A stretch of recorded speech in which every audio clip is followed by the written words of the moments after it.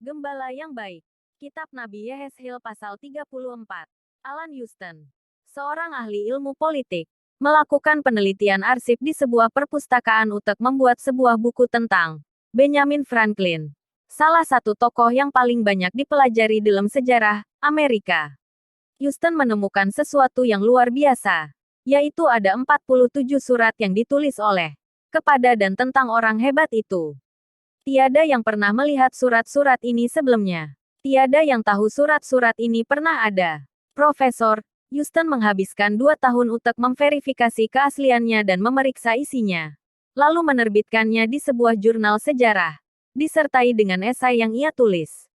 Surat-surat itu memberi informasi baru tentang peristiwa sejarah dan dalam beberapa kasus menunjukkan sisi lain, Benjamin Franklin. Sebagaimana dokumen sejarah membantu kita memahami tokoh-tokoh sejarah. Demikian juga firman Tuhan membimbing kita dalam memahami siapa Allah. Tuhan membenci dan menghakimi dosa. Umat Yehuda harus membayar harga untuk penyembahan berhala yang terus-menerus mereka praktikkan. Mereka baru saja menerima konfirmasi tentang kehancuran Yerusalem dan Bait Suci. Sekalipun demikian, mereka perlu menyadari bahwa walaupun Yerusalem dan Bait Suci telah musnah, Tuhan tetap ada dan tetap mengasihi umat-Nya. Bacaan hari ini mengajarkan bahwa Allah menepati janji-Nya dan Ia tetap menjadi gembala yang setia dan penuh kasih bagi umat-Nya. Pasal ini memperlihatkan kontras antara Allah dan para gembala palsu yang merupakan pemimpin politik dan agama Israel. Para pemimpin telah gagal merawat umat Allah. Sebaliknya, mereka mencari keuntungan diri sendiri dengan mengorbankan rakyat. Secara alami, rakyat bagaikan domba yang tercerai-berai dan dimangsa binatang buas. Tuhan menentang gembala seperti itu dan Ia akan meminta pertanggungjawaban mereka yang menjadi gemuk sementara yang lain kelaparan. Ayat 7-10, 17-24. Sebagai gembala ilahi, Tuhan akan menyelamatkan umat-Nya dari situasi yang mengerikan ini dengan cara mencari yang hilang, membalut yang terluka, menemukan padang rumput yang aman, serta menggembalakan kawanan domba dengan adil. Ayat 11-16. Perjanjian akan diperbarui dan tanah dipulihkan. Ayat 25-31. Hujan yang membawa berkat akan turun. Panen akan berlimpah dan orang-orang akan tinggal dengan damai. Apakah Tuhan telah menjadi gembala Anda? Kejahatan akan dibalas Tuhan. Kitab Nabi Yehezkiel pasal 35. Tuhan mengarahkan Nabi Yehezkiel untuk bernubuat menentang pegunungan Seir, yaitu tempat tinggal bangsa Edom.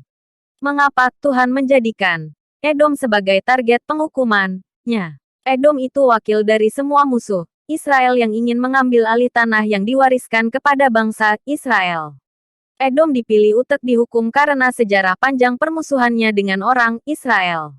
Edom bangsa yang paling lama dan paling konsisten menentang usaha bangsa Israel menduduki tanah perjanjian, yaitu tanah Kanaan. Edom dihukum karena mereka tak mau membantu saudara-saudara mereka, yaitu umat Israel yang sedang ditimpa malapetaka. Saat Tuhan menghukum umat Yehuda, Edom justru menyerahkan saudara mereka ini kepada musuh mereka, yaitu bangsa Babel. Setelah Yehuda dilemahkan, Babel, bangsa Edom menginvasi Yehuda. Itulah sebabnya, Tuhan yang berdaulat itu bersumpah bahwa Ia akan menyerahkan orang Edom kepada bangsa lain yang akan menumpahkan darah mereka. Karena mereka tak berusaha mencegah pertumpahan darah di Israel, mereka akan mengalami pertumpahan darah di Edom. Mereka tak pernah pulih dari penghukuman ini dan kota-kota mereka tetap tak berpenghuni. Tuhan membuat seluruh bumi bersukacita ketika Dia membuat Edom menjadi bahan tertawaan di dunia. Sama seperti mereka bersukacita ketika wilayah Israel menjadi sunyi. Seluruh Edom akan menjadi benar-benar sunyi. Ramalan itu benar-benar digenapi. Edom mula-mula ditaklukkan Babel, kemudian oleh Media Persia, kemudian ditaklukkan John Hyrcanus dari Hasmonean pada 126 BC. Mereka dipaksa untuk menjadi orang Yahudi. Tuhan bukan hanya menghukum orang Edom, tapi juga menghukum pegunungan dan tanahnya. Daerah tempat tinggal mereka itu pegunungan Seir. Gunung, yang merupakan simbol kekuatan dan kekuasaan, mewakili kesombongan orang-orang Edom.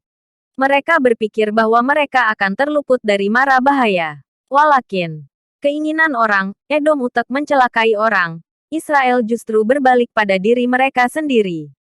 Tuhan memiliki cara untuk membalikkan perbuatan jahat yang kita lakukan terhadap orang lain. Jadi, janganlah kita menghakimi orang lain. Apakah Anda sedang diperlakukan tak adil oleh orang lain? Atau sebaliknya, apakah Anda memperlakukan orang lain secara tak adil? Tuhan memulihkan hati kita. Kitab Nabi Yehezkiel pasal 36.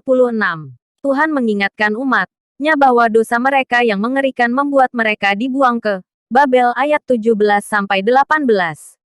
Pertumpahan darah dan penyembahan berhala yang mereka lakukan mencemari tanah tempat mereka tinggal.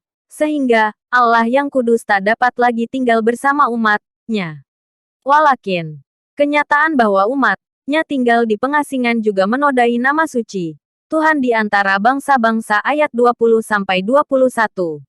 Demi nama-Nya, Tuhan berjanji akan mengumpulkan kembali dan memulihkan umat-Nya dengan membawa mereka kembali ke tanah mereka ayat 22-24.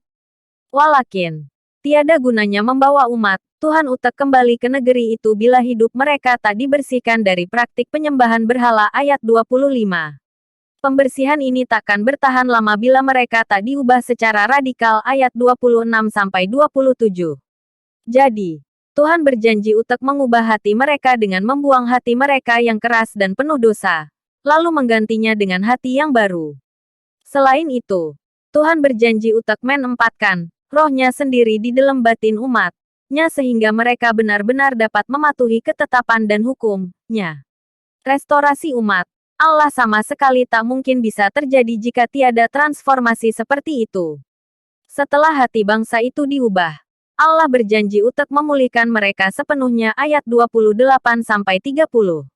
Meskipun pemulihan sempurna yang diuraikan dalam bacaan hari ini janji untuk masa depan, Tuhan memberi kita bukti pemulihan-Nya melalui Roh Kudus yang diam di dalam batin kita pada saat ini. Pertama, pekerjaan Tuhan dimulai dengan penyucian atas dosa-dosa kita. Kedua, Tuhan memberi kita hati dan roh yang baru. Ketiga, Dia menyebabkan Roh-Nya sendiri berdiam di dalam batin kita. Terlepas dari transformasi ini, tak mungkin untuk menjalani kehidupan yang menyenangkan. Dia ada sebuah poster berjudul Hati Manusia. Dalam salah satu gambar terdapat semua jenis reptil, simbol dari kekejian dan kehinaan, memenuhi lukisan berbentuk hati dengan kepala seorang pria berwajah sangat tak bahagia. Dalam gambar yang lain, bentuk hati itu bersih dan tenang dengan kepala seorang pria berwajah puas. Judul di bawah gambar berbunyi, "Bagaimana kondisi hatimu?" Ya, bagaimana kondisi hati Anda sekarang? Tuhan Sang Pemberi Hidup. Kitab Nabi Yehezkiel pasal 37. Penglihatan Nabi Yehezkiel tentang lembah yang penuh dengan tulang yang kering mungkin pasal paling terkenal dalam kitab ini. Tulang melambangkan kondisi orang Yehuda yang putus asa dalam pembuangan ayat 11-14. Mereka telah ditaklukkan tentara Babel, sehingga keadaan mereka tak berdaya seperti orang mati. Tuhan menghidupkan kembali tulang-tulang orang mati tersebut. Nabi Yehezkiel melihat bahwa tulang-tulang itu mulai bergetar. Urat-urat dan daging serta kulit menyatukan tulang-tulang itu. Setelah nafas hidup dihembuskan kepada orang-orang mati itu, mereka hidup kembali dan mulai berdiri ayat 1-10. Israel kehilangan tanah perjanjian, termasuk ibu kota, Yerusalem dan Bait Suci. Namun, Tuhan akan membawa mereka kembali ke tanah perjanjian dan akan memulihkan hubungan perjanjian antara mereka dan Allah. Bagian kedua pasal ini ayat 15-28 nubuatan kedua dengan arti yang sama. Nabi Yehezkiel mengambil dua potong papan yang mewakili Israel dan Yehuda, lalu membuatnya menjadi satu papan untuk menunjukkan bahwa kerajaan Israel yang terbagi dua, menjadi Israel Utara dan Israel Selatan atau Yehuda, akan dipersatukan kembali dan orang-orang yang diasingkan akan dibawa pulang. Bangsa yang dipulihkan akan diperintah raja dari garis keturunan Raja Daud yang akan memimpin mereka untuk menyembah Allah yang sejati dengan kekudusan. Nubuat tentang Mesias ini mengantisipasi kedatangan Tuhan Yesus yang pertama, masa lalu, sudah terjadi, dan kedua, masa depan, belum terlaksana. Dia telah menetapkan perjanjian perdamaian yang abadi. Tempat kediamanku pun akan ada pada mereka dan aku akan menjadi Allah mereka dan mereka akan menjadi umatku. Ayat 27. Apakah kondisi rohani Anda seperti tulang-tulang kering di atas? Apakah Anda merasa mati secara rohani dan tak memiliki harapan? Jika kondisi rohani Anda seperti itu, datanglah kepada Tuhan. Dia bukan hanya mampu memperbarui kondisi orang Israel, tapi dia juga mampu memperbarui kondisi Anda. Seberapa buruk pun keadaan Anda. Berdoalah kepada Tuhan memohon pembaruan rohani, yaitu agar Dia memberikan Roh-Nya yang kudus tinggal di dalam diri Anda. Bagaimana kondisi gereja? Dalam arti saudara-saudara seiman Anda. Apakah mereka seperti tulang-tulang kering? Berdoalah agar Tuhan mengerjakan pembaruan dalam gereja Anda. Musuh akan mengenal Tuhan. Kitab Nabi Yehezkiel pasal 38-39. Sebagian orang Kristen percaya bahwa pasal 38 ini menubuatkan kebangkitan dan pengaruh Rusia modern. Tafsiran seperti ini kurang meyakinkan karena bangsa Rusia belum ada pada zaman Nabi Yehezkiel. Gog nama seorang pemimpin di tanah Magog, yaitu Raja Agung Negeri Mesek dan Tubal. Wilayah ini dinamai menurut nama cucu-cucu Nuh. Kitab Kejadian pasal 10 ayat 1-2. Kita tak dapat mengenali daerah-daerah ini secara tepat. Namun, Nabi Yehezkiel kemungkinan besar melihat orang-orang ini di ujung utara tanah Israel di Turki modern dan sekitarnya. Orang-orang Yehuda pada zaman Nabi Yehezkiel belum pernah bertemu dengan bangsa-bangsa misterius yang hidup di luar batas wilayah yang mereka kenal. Nabi Yehezkiel menubuatkan bahwa suatu hari, Mesek dan Tubal akan bergabung dengan dua kekuatan utara lainnya, yaitu Gomer dan Bet Togarma. Lalu keempat negara ini akan membentuk aliansi dengan Persia, Ethiopia dan Put yang merupakan tiga kekuatan di ujung selatan atau tenggara. Jadi, totalnya ada 7 negara. Angka 7 biasanya menunjukkan kelengkapan atau kesempurnaan dalam Alkitab. Informasi yang kita miliki di sini sebuah nubuat tentang jumlah yang penuh dari bangsa-bangsa di luar perbatasan Israel yang akan bangkit melawan umat Allah suatu hari nanti. Meskipun musuh-musuh ini dimotivasi uang dan kekuasaan, tangan Tuhan akan bekerja di depan mata mereka. Tuhan akan menyatakan kekudusan dan kebesaran-Nya sendiri. Pasal 38 ayat 7-23. Singkatnya, Tuhan akan mengalahkan kekuatan-kekuatan dari bangsa-bangsa ini untuk menyatakan kepada mereka bahwa Dialah satu-satunya Allah. Nabi Yehezkiel berkata bahwa peristiwa serangan ini akan terjadi setelah pemulihan Israel. Ketika umat-Nya sedang diam dengan aman tenteram. Pasal 38 ayat 14. Ini berarti bahwa pemulihan Israel untuk perdamaian dan keamanan takkan tercapai sekaligus. Ini juga berarti bahwa sebagian orang di dunia takkan mengenal Tuhan pada awal pemulihan Israel. Namun, ketika mereka bangkit melawan umat Allah, mereka akan bertemu dengan Tuhan. Selama 2000 tahun, musuh-musuh Tuhan telah mencoba menghancurkan gereja, tapi sebagian di antara mereka bertobat kepada Tuhan. Apakah Anda meyakini bahwa tiada musuh yang sanggup bertahan di hadapan Tuhan yang Maha Kuasa? Niat baik Tuhan dinyatakan. Kitab Nabi Yehezkiel pasal 40 ayat 1-47.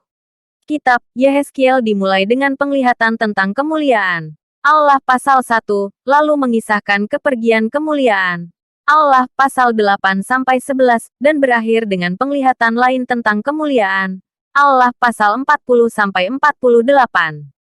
Orang-orang Israel di pembuangan berkecil hati setelah diberitahu bahwa Tuhan meninggalkan bait suci dan tanah perjanjian. Selain itu, mereka juga diberitahu bahwa mereka mengalami pengasingan karena Allah murka kepada mereka. Oleh karena itu, mereka merasa bahwa pemulihan takkan pernah terjadi. Jika Anda dalam posisi Tuhan, Bagaimana Anda akan mengomunikasikan kemuliaan pemulihan dalam istilah yang dapat dimengerti orang Israel? Bacaan hari ini menuliskan penglihatan Nabi Yehezkiel tentang pemulihan Bait Suci dan kota Yerusalem.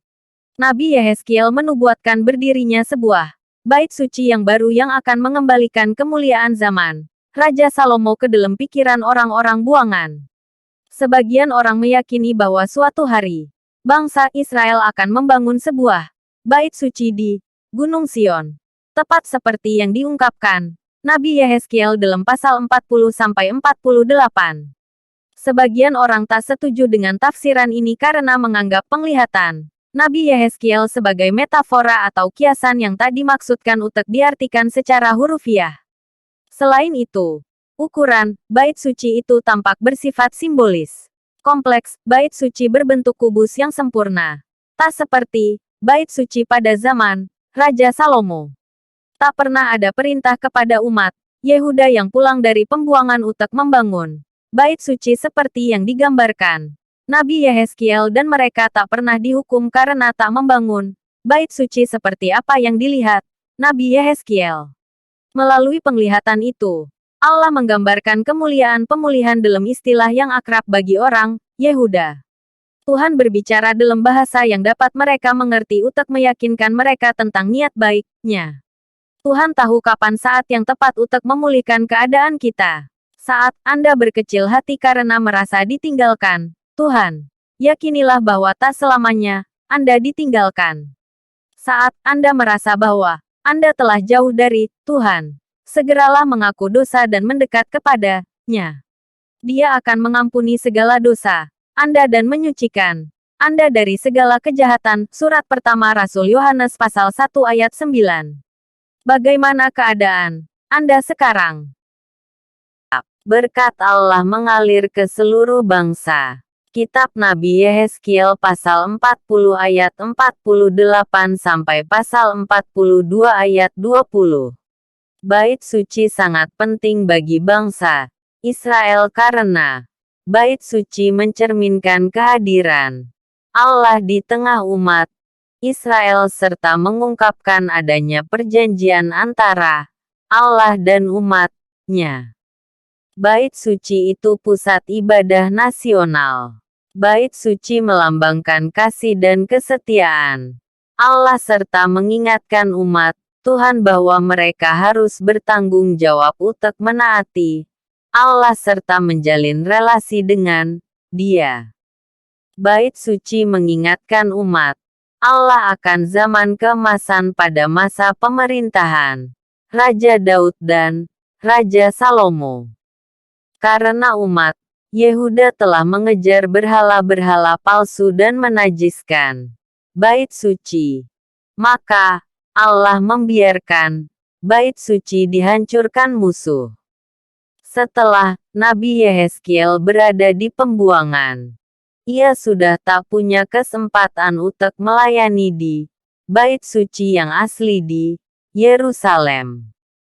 Sebagai seorang nabi dan sekaligus imam di T4 pengasingan, jelas bahwa penglihatan ini sangat menggetarkan hatinya. Banyak orang meyakini bahwa Bait Suci yang dilihat Nabi Yehezkiel itu cetak biru. Bait Suci sesungguhnya yang kelak akan dibangun kembali di Yerusalem. Namun, banyak pula orang yang menentang pemikiran ini karena rancangan ukuran Bait Suci di pasal 40-48 tak mungkin bisa dibangun di Yerusalem. Perhatikan bahwa panjang keliling Bait Suci itu 4.500 kaki, 1.371 meter. Bangunan sebesar itu tak mungkin bisa didirikan di Gunung Sion karena bangunan itu lebih besar daripada kota Yerusalem kuno yang luasnya hanya 0,9 km persegi. Selain itu, gambaran tentang sungai pemberi kehidupan dan pohon-pohon yang berbuah terus-menerus jelas bersifat simbolis. Gambaran itu mengungkapkan berkat yang akan mengalir dari T4 Kudus, Allah ke seluruh bumi pasal 47 ayat 1-12. Penglihatan tentang bait suci yang agung itu cara yang Tuhan pakai untuk menunjukkan kepada umat-Nya bahwa masih ada masa depan yang gemilang bagi orang yang setia. Setelah pemulihan orang Yehuda, kehadiran dan kemuliaan Allah akan meluas melewati perbatasan Yerusalem ke tanah-tanah terpencil. Seluruh ciptaan akan menjadi bait-Nya karena seluruh ciptaan akan menjadi kudus. Pada masa kini, kerajaan Allah sedang diberitakan ke seluruh ujung bumi dan setiap orang percaya telah ditetapkan untuk menjadi imam perjanjian baru. Surat pertama Rasul Petrus pasal 2 ayat 9. Berbaliknya bangsa-bangsa kepada Tuhan membuktikan bahwa firman-Nya benar. Apakah Anda telah bertekad untuk terus memberitakan Injil dengan setia? Anugerah Allah untuk orang berdosa. Kitab Nabi Yehezkiel pasal 43 ayat 1 sampai pasal 44 ayat 3. Pada September tahun 2011, sebuah kapal serbu Angkatan Laut Amerika Serikat berlayar ke pelabuhan New York. Kunjungan itu istimewa karena haluan kapal itu dibuat dari 7,5 ton baja yang ditemukan dari reruntuhan World Trade Center. Kapal itu menembakkan meriam ke udara sebanyak 21 kali, sebagai penghormatan terhadap mereka yang tewas pada 9 September tahun 2001, dengan disaksikan petugas pemadam kebakaran dan kerabat korban yang menyambut kedatangan kapal itu. Desain lambang kapal berupa burung phoenix yang terbang naik di antara menara kembar dengan moto, "Jangan lupakan." Bagi orang Yehuda di pembuangan yang mendengar nubuat Nabi Yehezkiel tentang bait suci yang baru, inti pesan yang disampaikan itu, jangan lupakan. Ingatlah kenyataan yang sangat menyakitkan bahwa kemuliaan Tuhan pernah berdiam di Yerusalem, tapi kemuliaan itu telah pergi karena dosa umat-Nya. Fakta bahwa bait suci yang asli telah hancur itu kenyataan yang harus diingat. Penglihatan itu mengingatkan umat Yehuda bahwa Tuhan tak melupakan mereka dan bahwa suatu hari nanti, kemuliaan-Nya akan kembali. Pendengar asli sang nabi pasti paham bahwa penglihatan itu sangat membesarkan hati. Apakah Tuhan meninggalkan umat-Nya selamanya? Jawabannya, tidak. Demi nama Tuhan sendiri dan untuk membuktikan bahwa Dia tak berbohong saat berjanji untuk memberkati Abraham, Tuhan akan kembali. Tuhan tak wajib menyelamatkan siapapun. Walakin, perjanjian antara Allah dan Abraham membuat Dia terikat untuk menepati janji-Nya. Penglihatan Nabi Yehezkiel dalam bacaan hari ini tak dimaksudkan untuk dipahami secara harfiah. Jadi, jangan terkejut bahwa tiada catatan tentang awan kemuliaan yang kembali ke bait suci pasca pembuangan. 600 tahun kemudian, kemuliaan Allah kembali ke bait-Nya saat Tuhan Yesus datang dan membersihkan bait suci. Injil Markus pasal 11 ayat 15-19.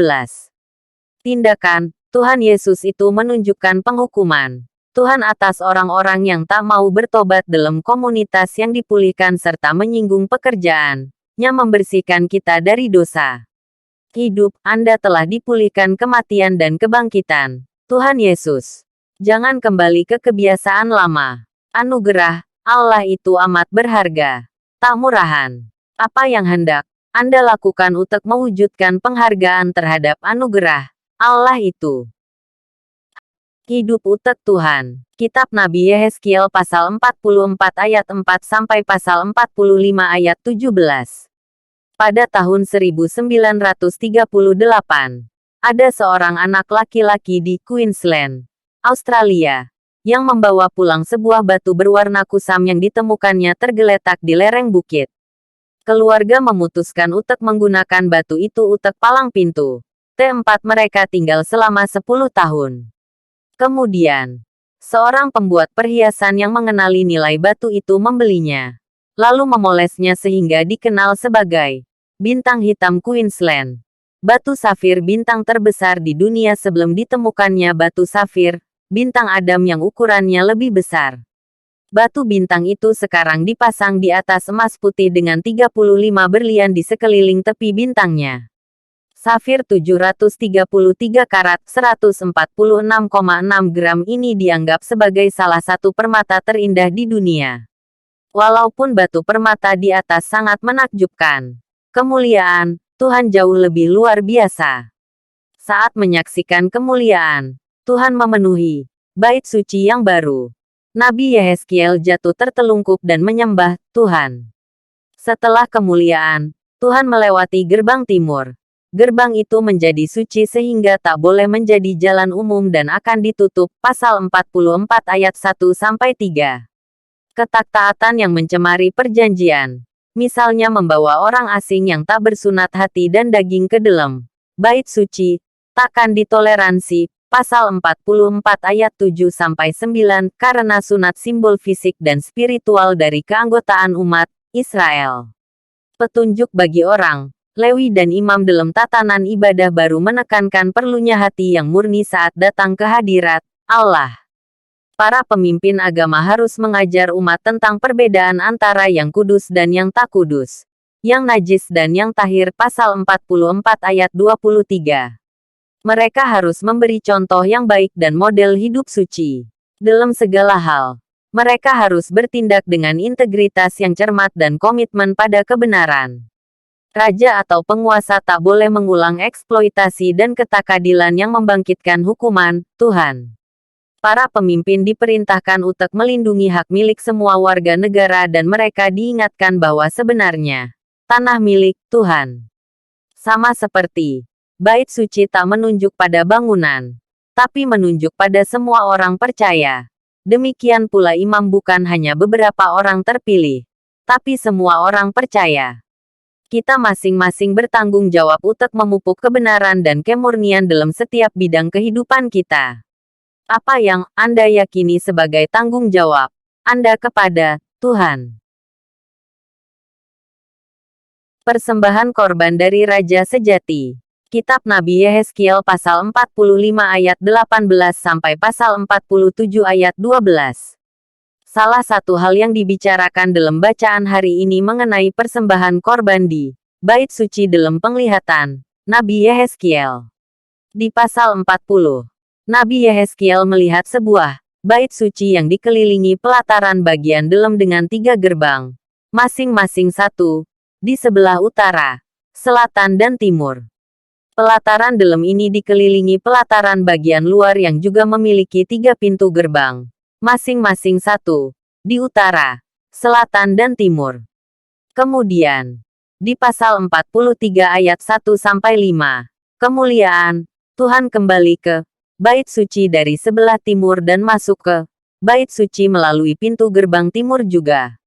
Dalam pasal 46 ayat 1-15 yang kita baca hari ini, Nabi Yehezkiel melihat bahwa gerbang timur pelataran dalam tetap ditutup sepanjang hari setiap hari, kecuali pada hari Sabat dan hari perayaan bulan baru. Pasal 46 ayat 1.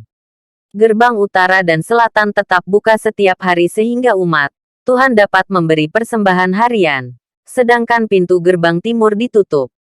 Pada hari-hari ketika pintu gerbang timur di pelataran dalam dibuka sepanjang hari, hanya raja yang dapat masuk melaluinya. Pasal 46 ayat 2-8. Selain itu, pintu gerbang timur dapat dibuka setiap saat bila raja ingin memberi persembahan sukarela. Walakin, pintu itu hanya terbuka selama pemberian persembahan. Pasal 46 ayat 12 karena hanya raja yang diizinkan masuk ke bait suci melalui pintu gerbang timur pelataran dalam. Sama seperti kemuliaan Tuhan masuk melalui pintu gerbang di sebelah timur. Pasal 43 ayat 1-5. Oleh karena itu, Raja yang sejati itu sebenarnya Tuhan atau Allah sendiri. Meskipun Raja memasuki pelataran dalam melalui pintu gerbang sebelah timur, ia memasuki pelataran luar bersama-sama dengan rakyatnya melalui pintu gerbang utara atau pintu gerbang selatan. Pasal 46 ayat 9-10. Sang raja menyatu dengan rakyat atau memosisikan diri sebagai rakyat. Sehingga, ia sendiri pun mempersembahkan korban di bait suci. Penglihatan Nabi Yehezkiel tentang Sang Raja ini terpenuhi di dalam diri Tuhan Yesus. Tuhan Yesus yang adalah Allah sejati itu menempatkan diri dalam posisi sebagai manusia sejati yang mempersembahkan dirinya sendiri melalui kematian-Nya di kayu salib. Pengorbanan-Nya menggenapi simbol yang tercermin dalam pengorbanan lembu, kambing, atau domba. Apakah Anda sudah memberikan respons yang sepatutnya terhadap Yesus Kristus yang telah mengorbankan diri-Nya bagi Anda dan saya? Yaitu dengan mempersembahkan diri Anda. Allah mengasihi kita. Kitab Nabi Yehezkiel pasal 47 ayat 13 sampai pasal 48 ayat 35. Seorang bernama Bill Fogg telah menyelamatkan jutaan nyawa. Dia menyelenggarakan vaksinasi cacar bagi rakyat Nigeria dan ia berperan besar dalam memberantas penyakit. Dia mengepalai satuan tugas yang meningkatkan tingkat imunisasi bagi anak-anak di dunia. Dari 5% pada 1978 menjadi 80% pada 1990. Dia membujuk sebuah perusahaan farmasi besar untuk menyumbangkan obat-obatan guna mengakhiri kebutaan di Afrika. Fogg sangat terinspirasi kehidupan Albert Schweitzer, seorang jenius yang menjadi misionaris, sekaligus seorang dokter, yang melayani di Afrika. Sebagai musisi yang handal, dia menyelenggarakan konser untuk menggalang dana guna mendirikan sebuah rumah sakit di pedalaman Afrika. Tuhan, pemberi dan penyelamat utama kehidupan. Hal ini tercermin dalam penglihatan Nabi Yehezkiel tentang sungai yang mengalir dari ambang bait suci dan memberi kehidupan pasal 47 ayat 1-12. Gambaran tentang sungai yang memberi kehidupan itu juga dapat ditemukan dalam kitab Wahyu pasal 22 ayat 1-2 yang merupakan penglihatan kepada Rasul Yohanes. Dalam penglihatan tersebut, sungai air kehidupan itu mengalir dari tahta Allah. Di kedua tepi sungai terdapat pohon-pohon kehidupan yang daunnya dipakai untuk menyembuhkan bangsa-bangsa, bandingkan dengan kitab Nabi Yehezkiel pasal 47 ayat 9 dan 12. Sifat utama air, menyembuhkan dan memberi kehidupan, menunjuk pada pembaruan ciptaan secara fisik. Tuhan Yesus itu, penyedia air hidup, barang siapa minum air yang akan kuberikan kepadanya, ia takkan haus untuk selama-lamanya. Sebaliknya air yang akan kuberikan kepadanya, akan menjadi mata air di dalam dirinya, yang terus-menerus memancar sampai kepada hidup yang kekal. Injil Yohanes pasal 4 ayat 14. Gambaran tentang pembagian tanah Israel dan kota yang kudus itu akhir kitab Yehezkiel. Di sepanjang kitab Yehezkiel, kita bisa berkali-kali membaca frasa bahwa Tuhan menginginkan agar umat-Nya tahu bahwa Dialah Tuhan. Yerusalem baru akan dinamai Tuhan hadir di situ. Kehadiran Tuhan di Yerusalem baru membuat Bait Allah sudah tak diperlukan lagi. Dia takkan pernah meninggalkan kita. Apakah Anda menyadari bahwa sejak Roh Kudus dicurahkan pada hari Pentakosta, Roh Kudus hadir dalam hati setiap orang yang percaya kepada Kristus? Bila Roh Kudus telah berdiam di hati Anda, perubahan apa yang telah terjadi dalam hidup Anda? Allah itu perkasa. Mazmur nomor 68. Pandemi yang sudah berlangsung lebih dari 2 tahun membuat kita hidup di zaman yang sulit. Banyak orang kehilangan pekerjaan dan harus mengubah gaya hidupnya. Dalam situasi sulit seperti saat ini, ada orang-orang yang menebar kebaikan, tapi kejahatan juga semakin beragam. Banyak orang menjadi stres karena masalah datang bertubi-tubi. Bila kita sedang berhadapan dengan berbagai masalah, penting bagi kita untuk meyakini bahwa Allah di pihak kita dan bahwa Dia siap untuk menolong kita dengan keperkasaan-Nya. Dalam bacaan hari ini, jelas bahwa kekuatan orang-orang yang berbuat kejahatan dan melawan Allah itu tak berarti di hadapan-Nya. Mereka seperti asap yang tertiup angin atau seperti lilin yang meleleh di depan api. Ayat 3. Allah itu T4 perlindungan bagi anak yatim yang telantar dan bagi para janda yang tak memiliki suami yang melindungi dirinya. Allah menyediakan T4 tinggal bagi mereka yang tak memiliki keluarga. Ia membebaskan orang-orang tahanan ayat 6-7. Dalam konteks peperangan, Allah itu penyelamat. Dia menyelamatkan kita dari maut ayat 21. Dalam konteks perjanjian baru, penyelamatan dari maut itu bukan hanya sekadar menunjuk kepada keselamatan secara fisik, melainkan juga keselamatan jiwa. Bandingkan dengan Injil Matius pasal 10 ayat 28. Surat pertama Rasul Petrus pasal 1 ayat 9, yang tersedia di dalam Kristus. Allah juga digambarkan sebagai berkuasa atas alam semesta ini. Perhatikan kuasa Allah atas bumi maupun langit. Allah bisa membuat bumi bergoncang dan langit mencurahkan hujan ayat 9. Kuasa Allah atas alam semesta ini nyata dalam sejarah umat Israel. Walaupun Allah itu perkasa, namun perhatiannya tertuju kepada orang-orang yang tertindas ayat 11. Sekalipun Allah itu bersikap amat lembut terhadap orang-orang yang lemah dan tertindas, perlu diingat bahwa Allah itu bisa bersikap keras terhadap orang-orang fasik ayat 3, yaitu orang-orang yang tak memedulikan perintah Tuhan atau orang-orang yang sengaja hidup dalam dosa ayat 22. Apakah Anda sering merasa takut atau khawatir? Bila ya, pertimbangkan kembali keyakinan Anda terhadap Allah. Apakah Anda yakin bahwa Allah itu berkuasa atas segala sesuatu, termasuk berkuasa atas alam semesta ini? Apakah Anda yakin bahwa Allah mengasihi Anda dan memedulikan Anda?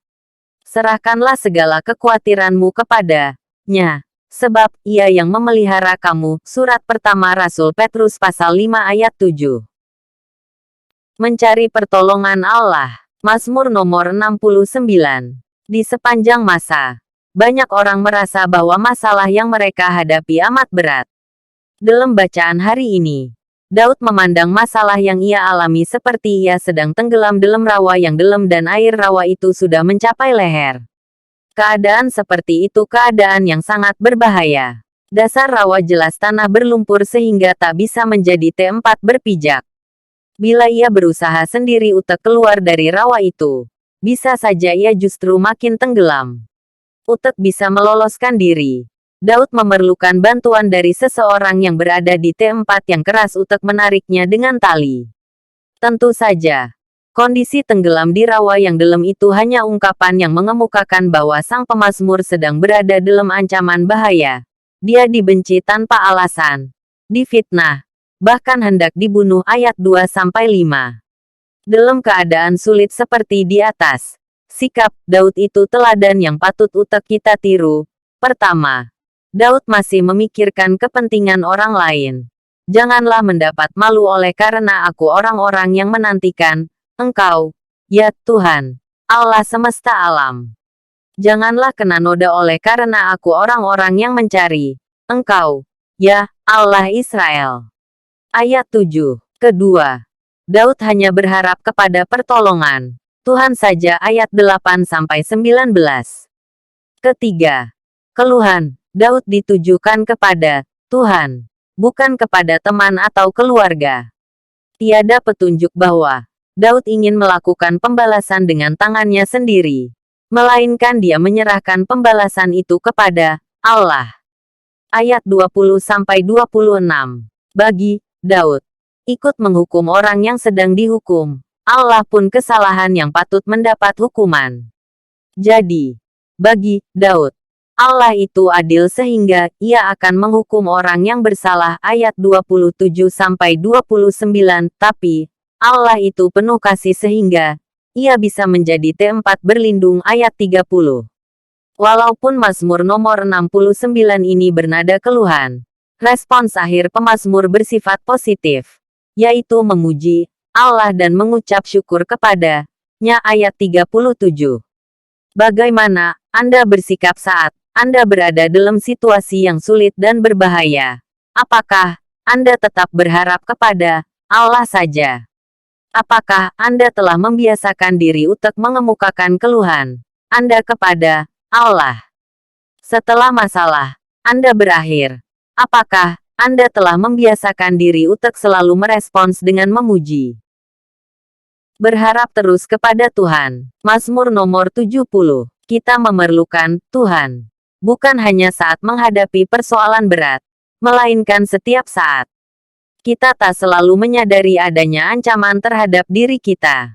Saat kita menganggap segala sesuatu baik-baik saja, mungkin saja saat itu sebenarnya ada ancaman bahaya yang tak kita lihat. Oleh karena itu, adanya persoalan yang terlihat bisa kita pandang sebagai anugerah Allah yang memaksa kita untuk terus berharap kepada Allah. Mazmur yang kita baca hari ini sangat mirip dengan Mazmur nomor 40 ayat 14-18. Mazmur ini doa permohonan agar Tuhan segera menolong sang pemazmur ayat 2 dan 6. Mazmur nomor 70 ini bukan hanya sekadar ungkapan permohonan untuk kepentingan sang pemazmur, tapi mazmur ini juga dimaksudkan untuk memuliakan Tuhan. Pertolongan Tuhan diharapkan membuat umat Tuhan bisa selalu berkata, Allah itu besar ayat 5. Doa pemazmur yang bukan hanya sekadar memperjuangkan kepentingannya sendiri, tapi juga mengharapkan kemuliaan Allah ini serupa dengan doa yang diajarkan Tuhan Yesus dalam Injil Matius pasal 6 ayat 9-13. Sebelum memohon makanan dan pengampunan, Tuhan Yesus mengajarkan agar doa kita juga mengungkapkan kerinduan agar nama Allah dikuduskan, kerajaan Allah segera datang dan kehendak Allah terlaksana. Tentang sikap terhadap musuh, pemazmur mendoakan agar mereka yang berniat membunuh dia menjadi malu dan tersipu-sipu, serta mengurungkan niat mereka ayat 3-4. Sikap pemazmur ini tak perlu dipertentangkan dengan ajaran Tuhan Yesus agar kita mengampuni orang yang bersalah kepada diri kita. Injil Matius pasal 6 ayat 12. Langkah pertama untuk bisa mengampuni orang yang bersalah terhadap diri kita itu menyerahkan penghakiman kepada Allah. Kita harus mengakui bahwa yang berhak menghakimi dan menjatuhkan hukuman itu Allah. Bila kita mengakui Allah sebagai yang berhak menghakimi dan menghukum, maka hal itu akan membuat kita tak mengambil inisiatif untuk melakukan penghakiman dan penghukuman sendiri, dan selanjutnya akan membuat kita lebih mudah memaafkan orang yang bersalah terhadap diri kita. Saat menghadapi masalah yang menekan hidup Anda, apakah Anda menunjukkan pengharapan Anda kepada Allah? Apakah Anda memiliki kerinduan agar dalam segala situasi Allah senantiasa dimuliakan melalui kehidupan Anda? Berlindung pada Tuhan seumur hidup. Mazmur nomor 71. Bacaan hari ini pernyataan iman dan permohonan perlindungan kepada Allah. 3 ayat pertama ayat 1-3, mirip sekali dengan nomor 31 ayat 2-4. Walaupun penulis Mazmur ini tak disebut, ada petunjuk bahwa kemungkinan Mazmur ini ditulis Raja Daud pertama.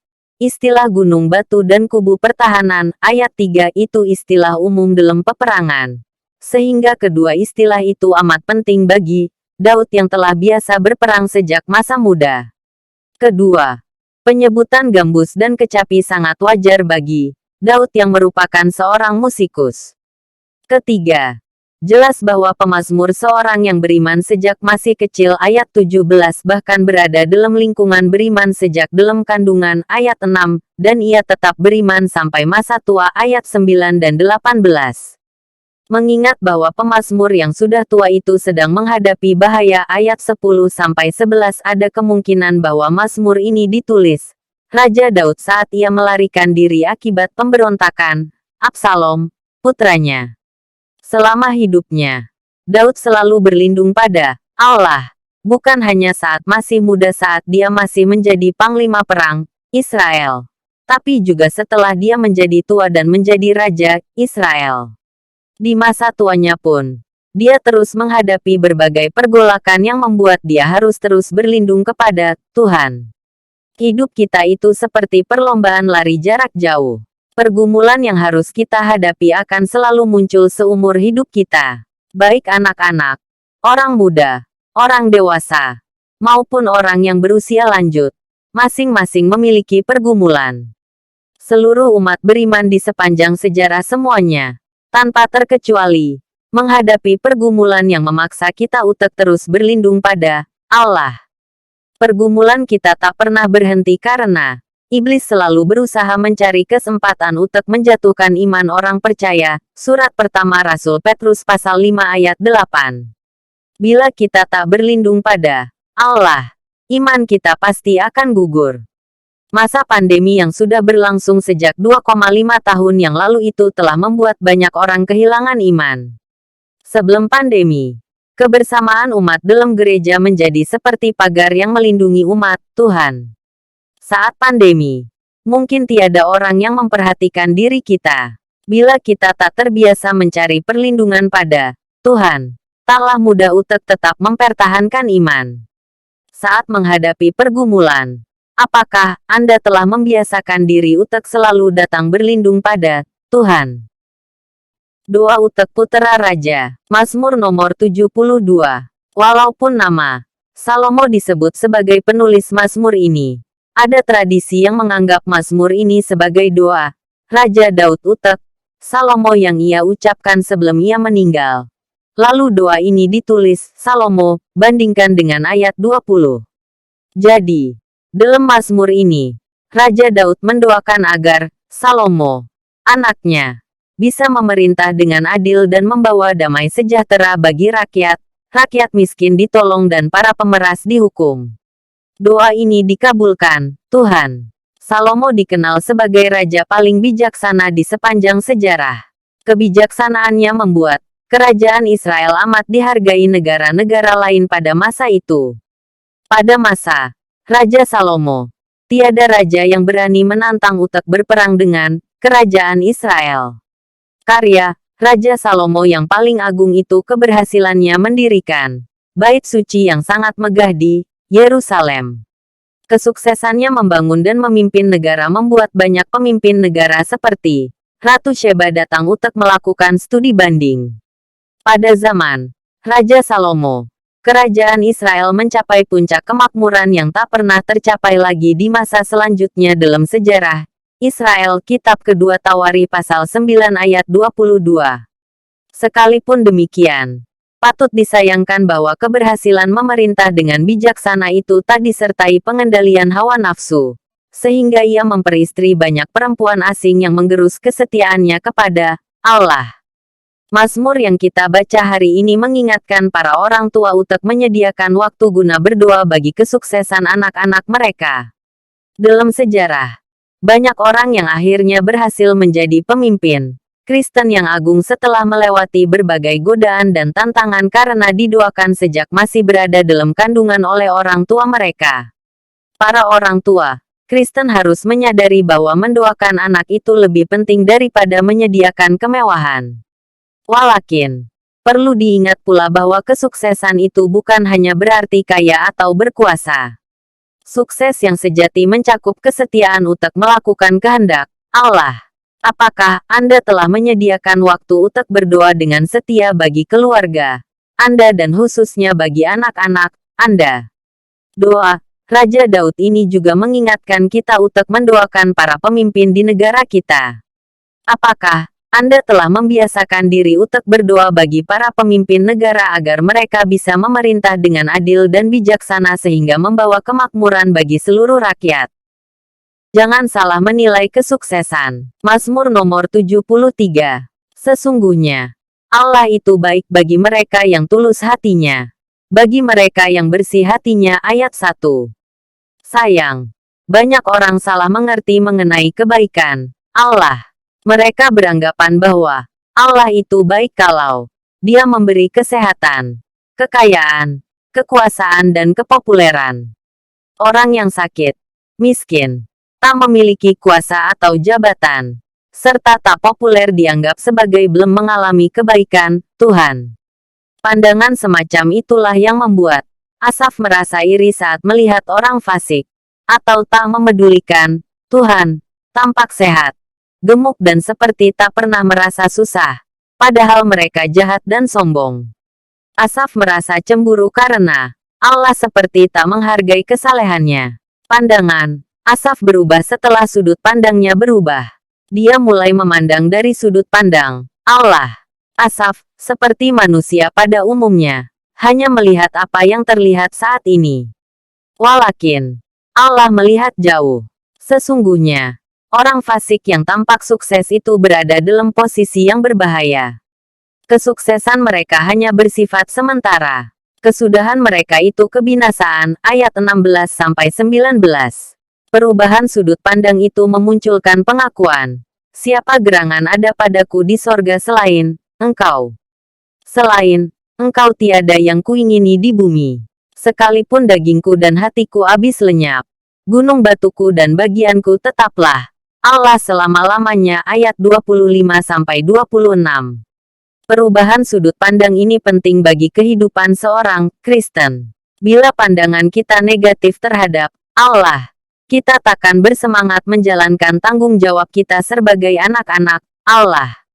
Sebaliknya, bila pandangan kita positif terhadap Allah, kita akan lebih bersemangat menjalankan peran sebagai saksi-saksi Kristus.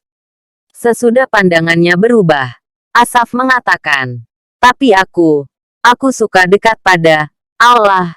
Aku menaruh tempat perlindunganku pada Tuhan Allah, supaya dapat menceritakan segala pekerjaan-Nya." Bagaimana pandangan Anda tentang Allah? Apakah Anda yakin bahwa Allah itu selalu baik? Saat Anda mengalami kegagalan atau kerugian, apakah Anda yakin bahwa di balik kegagalan atau kerugian itu, Allah bisa menyediakan berkat yang tak terduga sebelumnya? Saat Anda melihat bahwa orang lain lebih sukses daripada diri Anda, apakah Anda tetap bisa meyakini bahwa Allah itu baik? Apakah Anda sudah menjalankan peran Anda sebagai saksi Kristus? Doa bagi umat Allah yang menderita. Mazmur nomor 74. Kata Ibrani Maskil yang diterjemahkan menjadi nyanyian pengajaran ayat 1 itu kata yang tak jelas artinya.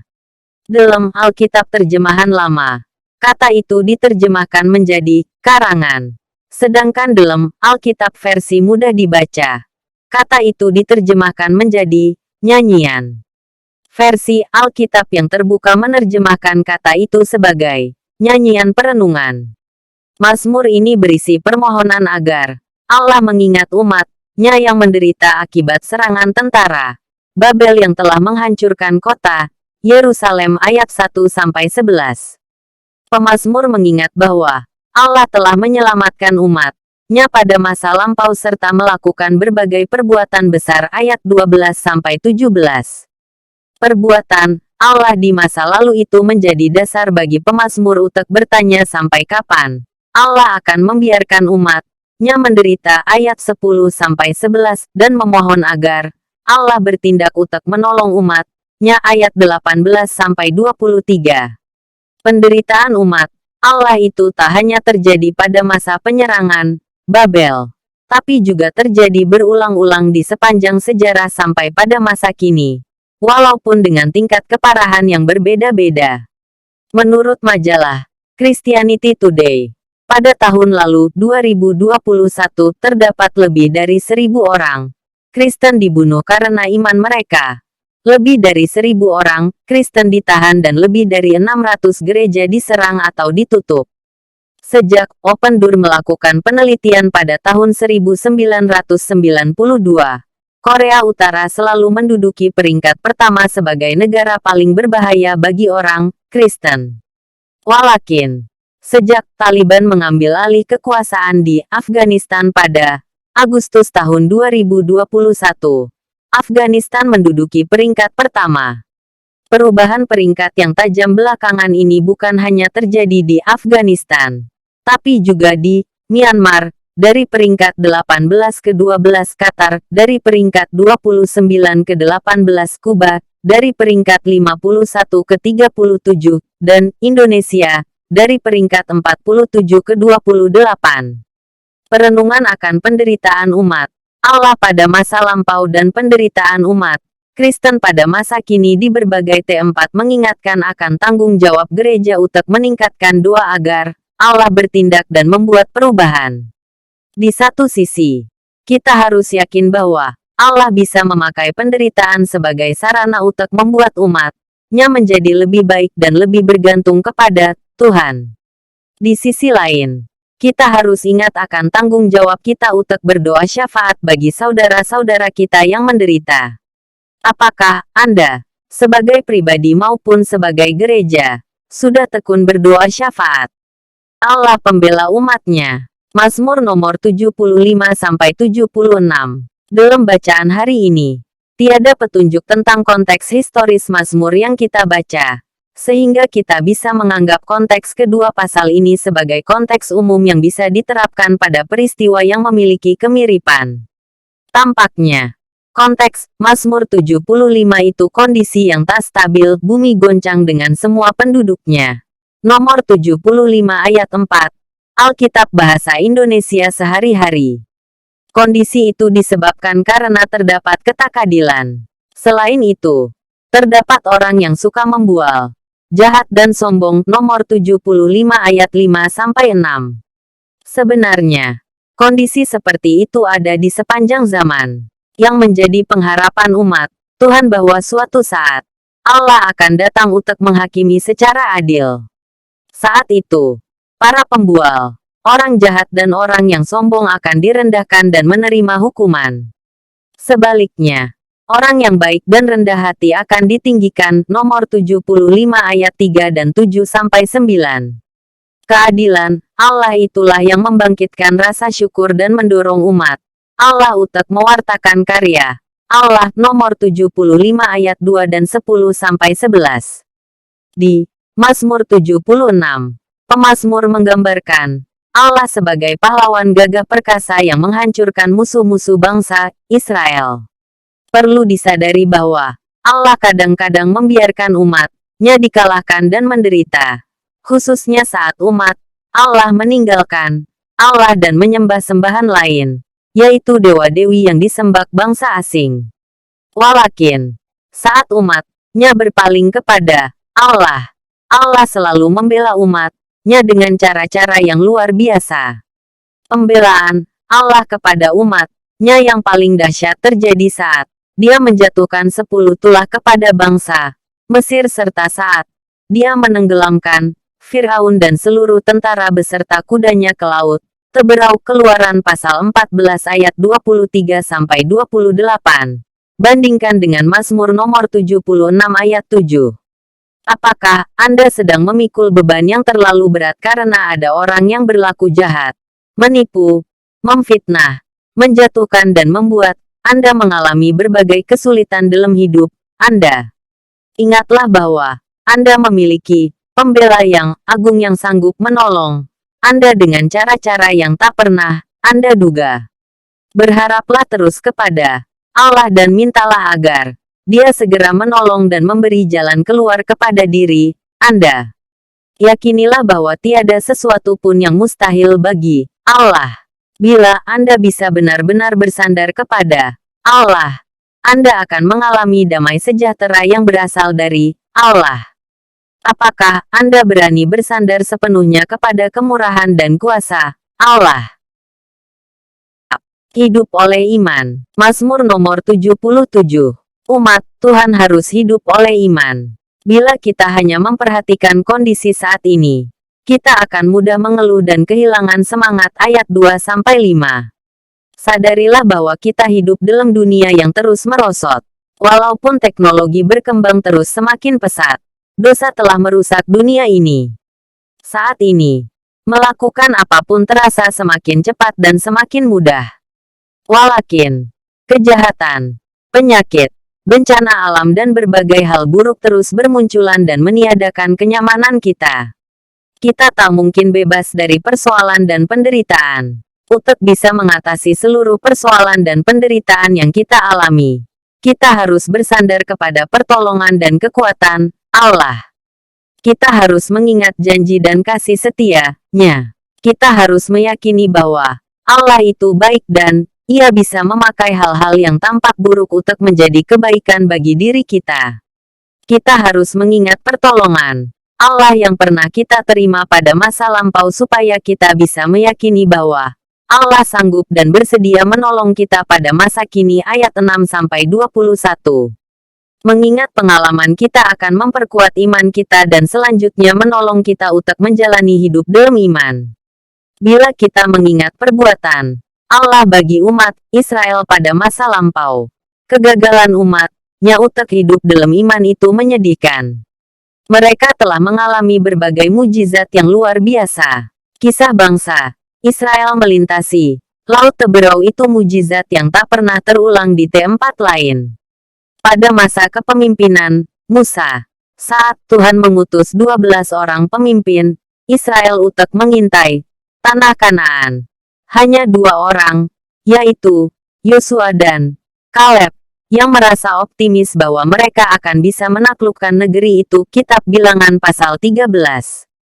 Saat pengintaian itu diulang pada masa kepemimpinan Yosua, 2 orang pengintai yang mereka utus mendapat info bahwa sebenarnya penduduk tanah Kanaan itu merasa gentar terhadap umat Israel saat mendengar bahwa Allah telah membuat umat Israel bisa melintasi laut seperti melintasi tanah kering. Kitab Yosua pasal 2 ayat 9-11.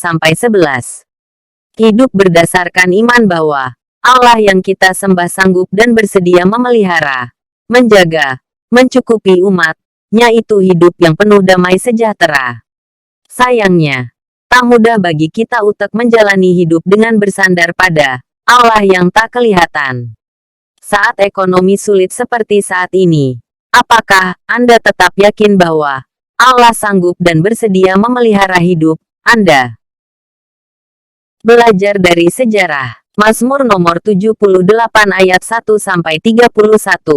Mazmur ini nyanyian pengajaran yang berisi pengulangan kembali sejarah Israel. Setiap orang Israel memiliki kewajiban untuk menceritakan kembali sejarah nenek moyang mereka kepada anak-anak mereka secara turun-temurun. Sejarah yang harus diajarkan itu bukan hanya sekadar berupa kumpulan peristiwa yang dialami nenek moyang bangsa Israel, melainkan mencakup perbuatan-perbuatan ajaib yang dilakukan Allah bagi umat Israel. Jadi, berdasarkan pemahaman tentang sejarah, diharapkan bahwa umat Israel mempercayai Allah, mengingat karya Allah dan memegang perintah-perintah-Nya. Ayat 1-7. Pemahaman tentang sejarah Israel juga diharapkan membuat umat Israel tak mengulang kesalahan yang telah dilakukan nenek moyang mereka. Dalam sejarah Israel terdapat banyak kisah buruk yang memperlihatkan kegagalan umat Israel untuk menaati Allah.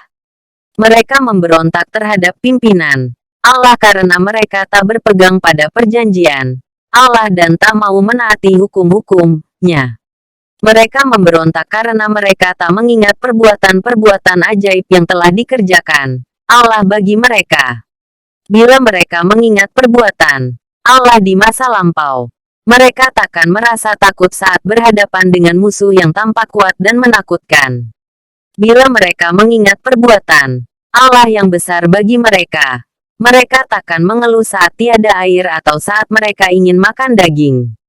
Apa yang dilakukan Allah itu hal-hal yang di luar sangkaan manusia yang serba terbatas.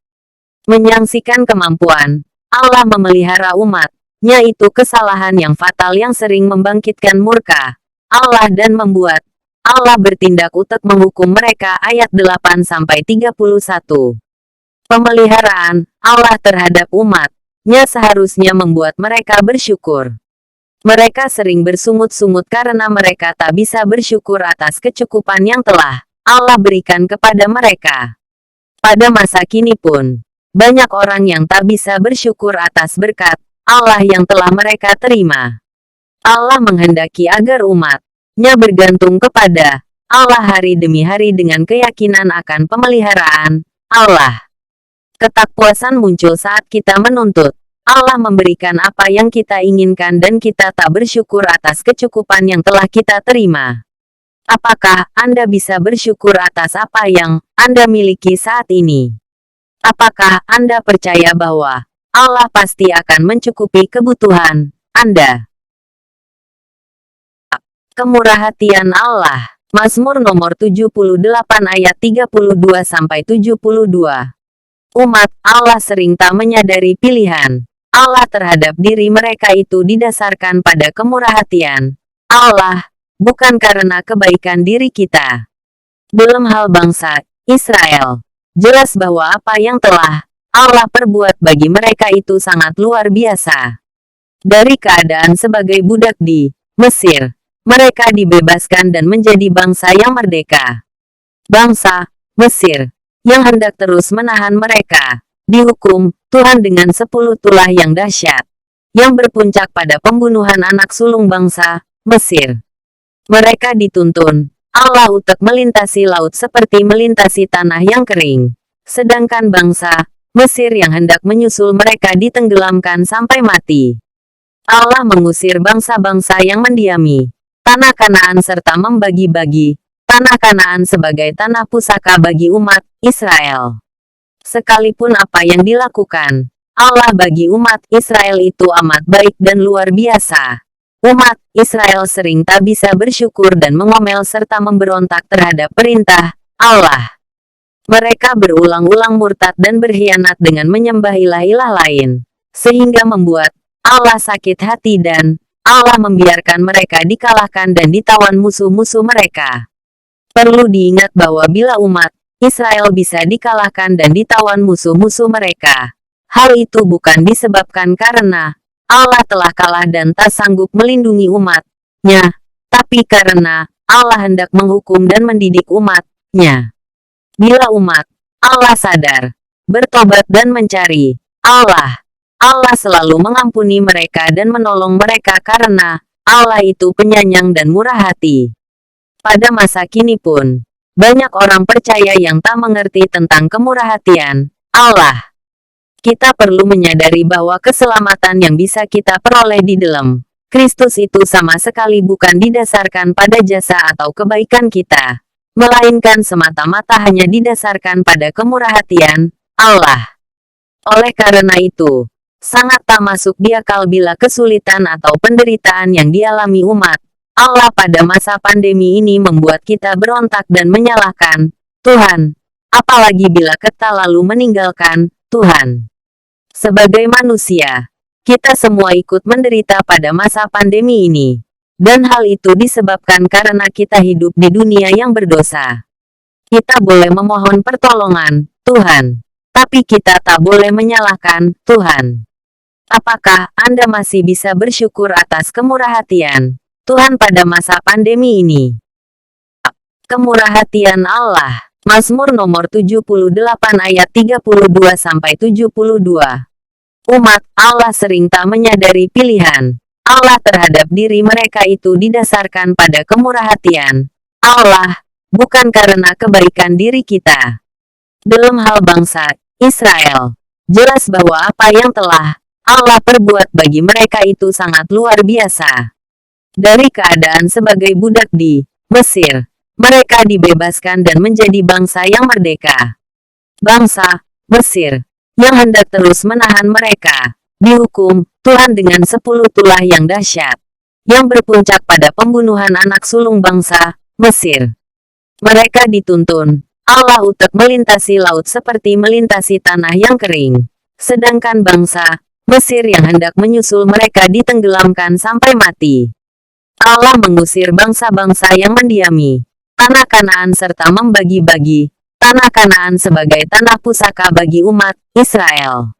Sekalipun apa yang dilakukan Allah bagi umat Israel itu amat baik dan luar biasa, umat Israel sering tak bisa bersyukur dan mengomel serta memberontak terhadap perintah Allah.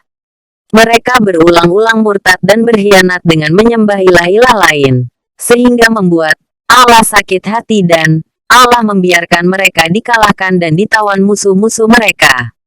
Perlu diingat bahwa bila umat Israel bisa dikalahkan dan ditawan musuh-musuh mereka, hal itu bukan disebabkan karena Allah telah kalah dan tak sanggup melindungi umat-Nya, tapi karena Allah hendak menghukum dan mendidik umat-Nya.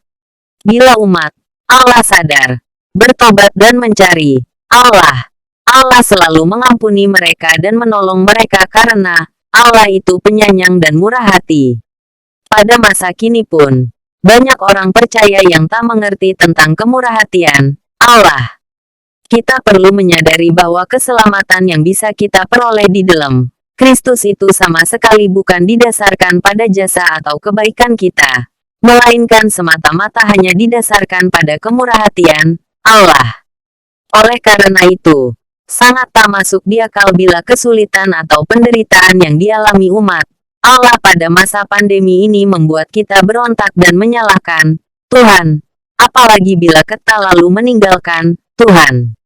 Sebagai manusia, kita semua ikut menderita pada masa pandemi ini. Dan hal itu disebabkan karena kita hidup di dunia yang berdosa.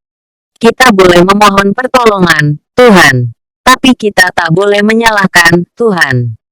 Apakah Anda masih bisa bersyukur atas kemurahhatian Tuhan pada masa pandemi ini?